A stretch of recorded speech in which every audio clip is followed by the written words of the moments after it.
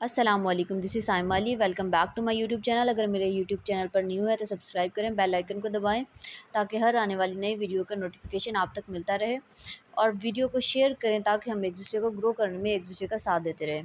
आज का जो हमारा टॉपिक है मशीन लर्निंग का टेस्टिंग एंड ट्रेनिंग सेट या ट्रेनिंग और टेस्टिंग सेट। पहले हम लोग देखते हैं, मैंने ये एक जनरल सा फॉर्म बनाया है कि डाटा सेट बहुत बड़े होते हैं, लेकिन मैंने एक जनरल सा फॉर्म बनाया है, एक डाटा सेट का फॉर्म की टाइप में लिखा है। तो आज सिर्फ एक समझाने के लिए कि किस तरह से होता है डाटा सेट ना। आप लोगों के पास अब हम लोगों ने ट्रेनिंग या टेस्टिंग के लिए हमें कोई ना कोई डाटा सेट चाहिए होता है। तो हम लोग क्या करेंगे, जितना ज़्यादा एक्यूरेट डाटा होगा उतना ही ज़्यादा ट्रेनिंग मॉडल जो है ना वो हमारे पास बेस्ट होगा। इसके लिए हम लोग क्या करेंगे, पहले ट्रेनिंग सेट को पहले डाटा देने से पहले हम लोग क्या करेंगे कि एक टारगेट एट्रीब्यूट सेट कर लेंगे। मैंने टारगेट एट्रीब्यूट सबसे जो लास्ट वाला एट्रीब्यूट है ना उसमें सेट किया है। यहाँ पे मैंने लिया है 1 2 3 4 5 6 एट्रीब्यूट लिए हैं, और सबसे जो लास्ट वाला एट्रीब्यूट है ना मैंने एज अ टारगेट एट्रीब्यूट जो है ना वो सेट कर लिया है। वो आप अपनी मर्ज़ी से कोई भी टारगेट एट्रीब्यूट जो है वो सेट कर सकते हैं। उसके बाद सेकंड जो हमारे पास है, मैंने इसके बाद जो सेकंड स्टेप है वो ये कि मैंने इस डाटा सेट को 2 पार्ट्स में डिवाइड कर दिया है। इसमें पहला जो पार्ट है, इसमें हमारे पास जो ऊपर वाला पार्ट है वो मैंने ट्रेनिंग सेट को दे दिया है, और नीचे वाला जो है मैंने टेस्टिंग को दे दिया है। अब जो ऊपर वाला है ये हमारे पास इसको मैंने नाम दे दिया है एक्स का, विदाउट टारगेट एट्रीब्यूट को। और जो टारगेट एट्रीब्यूट है उसको मैंने एक्स डैश का जो नाम दे दिया है। नीचे जो टेस्टिंग सेट के लिए जो मैंने डाटा दिया है उसको मैंने क्या किया, जो विदाउट टारगेट एट्रीब्यूट है उसको मैंने वाई का नाम दे दिया है। और जो मेरे पास टारगेट एट्रीब्यूट है टेस्टिंग सेट में, उसको मैंने वाई डैश का नाम दे दिया है। उसके बाद आपके पास ये जो ट्रेनिंग सेट में जो भी डाटा है आपके पास विदाउट टारगेट एट्रीब्यूट और टारगेट एट्रीब्यूट, तो वो आप किसको दे देंगे, ये दोनों डाटा आप दे देंगे ट्रेनिंग सेट, दोनों ट्रेनिंग फॉर ट्रेनिंग। तो यहाँ पे मैंने ट्रेनिंग के लिए दे दिया। फिर ये ट्रेनिंग के बाद एक मॉडल जनरेट होगा। अब वो मॉडल कैसे जनरेट होगा हमारे पास, इसकी हम लोग एग्जांपल इस तरह से ले सकते हैं कि हमारे पास ये है, हमारे पास ये रोज़ हैं, या इसको हम टपल कह सकते हैं। ये हमारे पास डाटा है, और इस स्पेसिफिक रो का जो ये हमारे पास एज अ क्वेश्चन हम लोग ले लेते हैं। ये हमारे पास रो क्या है, क्वेश्चन है, इसके सामने इसका क्या है, आंसर है। ये हमारे पास रो क्या है, क्वेश्चन है, इसके सामने हमारा आंसर। ये रो क्वेश्चन एज एन आंसर। अब इसकी एग्जांपल हम लोग रियल टाइम लाइफ में ले सकते हैं कि रियल टाइम एग्जांपल इस तरह से है कि एक स्टूडेंट जो है, टीचर क्या करती है कि उस स्टूडेंट के माइंड में जो है ना वो डाटा जो है ना वो उसको बताती है, ये क्वेश्चन है इसका ये आंसर है, ये क्वेश्चन है ये इसका आंसर है। तो वो क्या होता है, वो ट्रेन कर रही होती है स्टूडेंट को कि वो स्टूडेंट को ट्रेन कर रही है कि इस क्वेश्चन का ये आंसर है। तो हमारे पास क्या बनता है, उसके बाद जो मॉडल बनता है वो स्टूडेंट हमारे पास एक मॉडल है।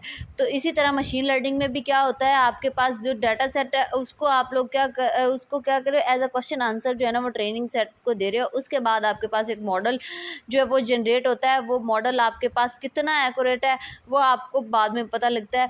जिस तरह से अब मैंने इसके बाद हमारे पास जो आता है, उसके बाद हमारे पास जाता है सेकंड वैल्यू आती है, हमारे पास नीचे टेस्टिंग फेज़ आता है। अब टेस्टिंग फेज़ में जो हमारे पास जो वाई की वैल्यूज़ है ना, ये सारी वाई की वैल्यूज़ जो हैं इसको हम लोग एज एन इनपुट दे देंगे। किसको, मॉडल को हम एज एन इनपुट दे देंगे। इनपुट देंगे तो हमारे पास एक जो है ना वो आउटपुट जनरेट हो जाएगी। उसको हम लोग क्या कहेंगे, ये हमारे पास जो आउटपुट जनरेट हुई है ना, ये हमारे पास आउटपुट है। और ये आउटपुट हमारे पास क्या है, प्रिडिक्टेड आउटपुट है, जो हमारे पास प्रिडिक्शन वाली आउटपुट है। और ये हमारे पास वाई डैश वाली जो यहाँ पे है, इसको हम लोग कह सकते हैं ये हमारे पास एक्चुअल आउटपुट है। एक्चुअल आउटपुट, इसको हम लोग एग्जांपल ले लेते हैं। यहाँ पे 30 है, ये 40 है, एक्चुअल 50 है, 10 है। अगर हमारी जो आउटपुट है ना, ये प्रिडिक्टेड आउटपुट जो मॉडल से जनरेट हुई है आउटपुट वो सेम होगी। अगर हम लोग एग्जांपल ले लेते हैं, भाई ये सेम आ गई है हमारे पास 40 50 10, ये बहुत आइडल केसेस होते हैं जिसमें हमारे पास बिल्कुल एज इट इज़ जो है ना वो हमारे पास जो रिज़ल्ट है ना वो ही आए।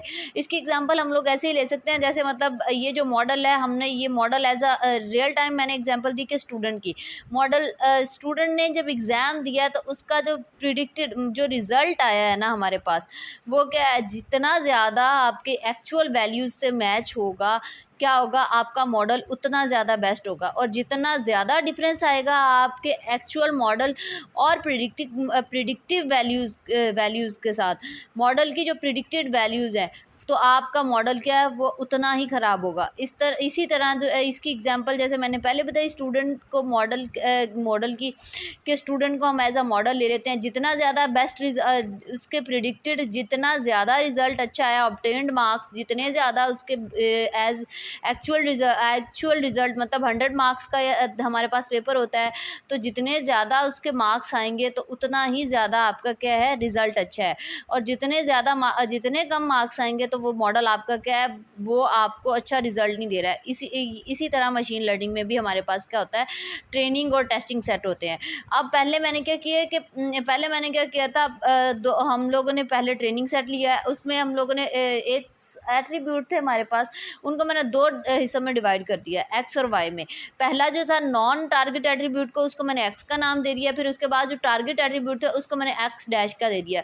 और जो हमारे पास टेस्टिंग फेज़ में थे, टेस्टिंग फेज़ में मैंने जो नॉन टारगेटेड एट्रीब्यूट थे उनका मैंने नाम वाई दे दिया, और जो टारगेटेड एट्रीब्यूट थे उनको मैंने वाई डैश का नाम दे दिया। उसके बाद हमारे पास जो वैल्यूज़ थी ना, हमारे पास एक्स और एक्स डैश की, जो हमारे पास नॉन टारगेटेड और टारगेटेड एट्रीब्यूट की ट्रेनिंग सेट में थी, वो क्या कि ट्रेनिंग सेट को दे दी वो वैल्यूज़। उससे क्या हुआ, हमारे पास एक मॉडल जनरेट हुआ। उस मॉडल को हम लोगों ने क्या किया, टेस्टिंग सेट का जो डाटा था ना, उस मॉडल को हमने एज एन इनपुट दिया है। तो वो हमने एज एन इनपुट दिया है, उसके बाद जो हमारे पास आउटपुट जनरेट हुई है ना, आउटपुट को हमने देखा है कि प्रिडिक्टेड वैल्यूज़, ये जो हमारे पास प्रिडिक्टेड वैल्यूज़ आई हैं, ये एक्चुअल वैल्यूज़ के कितने करीब आई हैं। जितनी ज़्यादा करीब होंगी वो एक्चुअल वैल्यूज़ के, उतना ही ज़्यादा हमारे पास जो रिज़ल्ट है ना वो ज़्यादा, हमारा जो मॉडल है ना उतना ही ज़्यादा बेस्ट होगा।